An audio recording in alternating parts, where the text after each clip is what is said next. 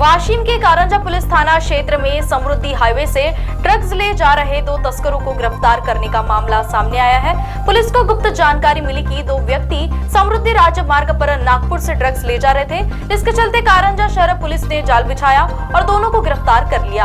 आशंका है कि गिरफ्तार किए गए दोनों व्यक्ति वाशिम के मनोरा शहर के रहने वाले हैं। बता दें, उनके पास से एक कार और 30,000 रुपए की 5 ग्राम ड्रग्स जब्त की गई है। आगे की जाँच कारंजा पुलिस कर रही है।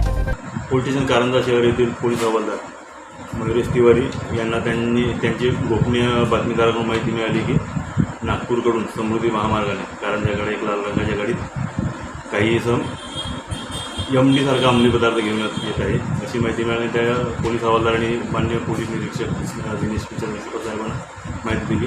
आम्ही मिळालेल्या माहितीनुसार समृद्धी महामार्गाजवळील जो पूल आहे तिथं पूल सापळा कारवाई नाकाबंदी लावून खबरीप्रमाणे आम्ही वाहन रोडने येणाऱ्या वाहनाची नाकाबंदी करून तपासणी करू लागलो। नमूद वाहनाची तपासणी केली असता